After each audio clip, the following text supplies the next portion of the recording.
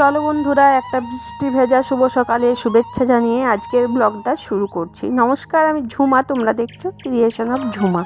Creation of Jhuma চ্যানেলে তোমাদের সবাইকে স্বাগত জানিয়ে আমি আজকের ছোট্ট একটা ভিডিও তোমাদের সাথে শেয়ার করতে চলেছি।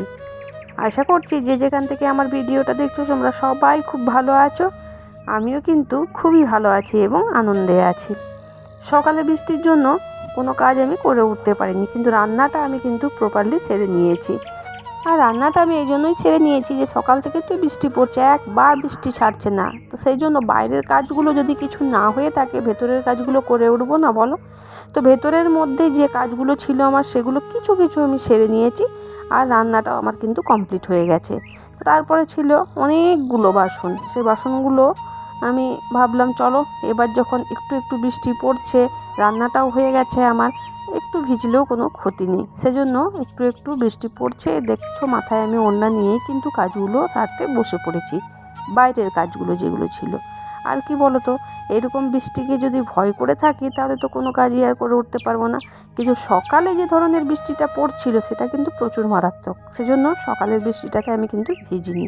যাই হোক, দেখো বাসন আমার ধোয়া কমপ্লিট হয়ে গেছে। এবার আমি চলে এসেছি ফুলগুলো তুলে নিতে। আর প্রতিদিন এইরকম ফুলগুলো আমি তুলতে পারলেই ভালো, কিন্তু সব দিন আর হয়ে ওঠে না। তো আজকে না বৃষ্টির মধ্যে অনেক ফুল নিচে দেখো ঝরে পড়ে গেছে। তো তার মধ্যে থেকেও কিছু কিছু যে ফুলগুলো পেলাম সেগুলো আমি তুলে একেবারে ধুয়ে ঠাকুরের কাছে রেখে দিলাম। তারপরে চলে এসেছি ঘরটা মুছে নিতে। আর ঘরটা একটু স্যাঁতস্যাঁতে হয়ে গেছে, কারণ বাইরের বৃষ্টির জলে পায়ে পায়ে বাড়ির ভেতরেই সব আসছে। সেই জন্য শুকনো করে মোছার একটু চেষ্টা করলাম।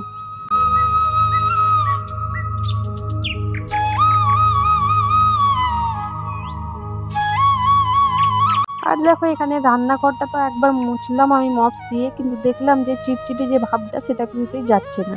সেজন্য কি করলাম, একটা ন্যাকড়া নিয়ে এসে হাত দিয়ে ঘষে ঘষে একটু মুছে নিলাম। আর কি বলতো, রান্নাঘরেই আমার বেশিরভাগ টাইমটা কেটে যায়, সেজন্য আমি রান্নাঘরটা একটুখানি হলেও পরিষ্কার রাখার চেষ্টা করি।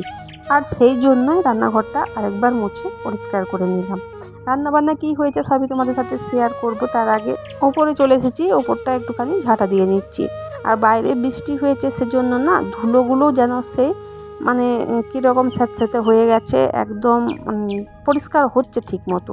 আর যদি বাইরে রোদ্দুর থাকে কিন্তু ধুলোগুলোও খুব ওড়ে আর ভালো মতো পরিষ্কার হয় না। সেজন্য দেখছি দেখো, একবারে যখন ঝাঁটা নিয়ে পরিষ্কার করছি ঠিক মতো ধুলোগুলো সব উঠে আসছে।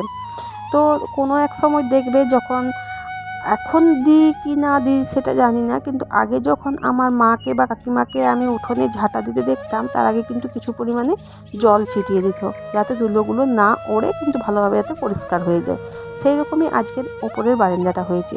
তো ভালোই নোংরা বেরোচ্ছে, দেখতেই পাচ্ছ। বাড়িতে যখন থাকি না, আমার পরিষ্কারও সেরকম করা হয়ে ওঠে না। আর তাই ওপরটা আমার মাঝে মধ্যেই কিন্তু পরিষ্কার হয়।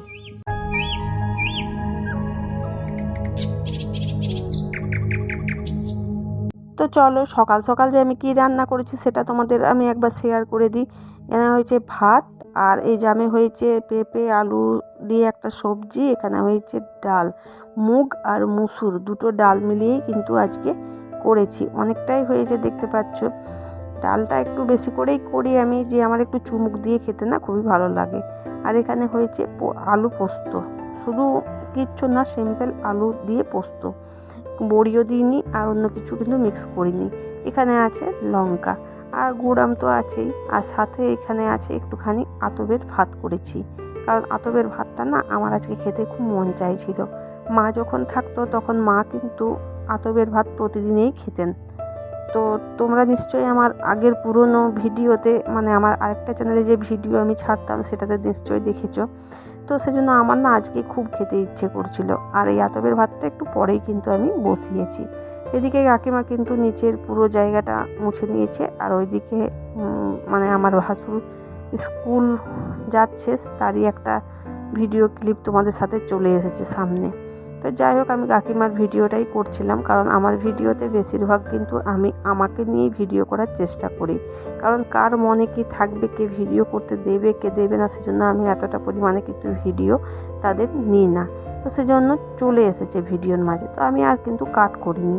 যাই হোক বন্ধুরা, দেখো সব কাজকর্ম সেরে কিন্তু আমি চলে এসেছি উপরে তোমাদের সাথে কথা বলতে।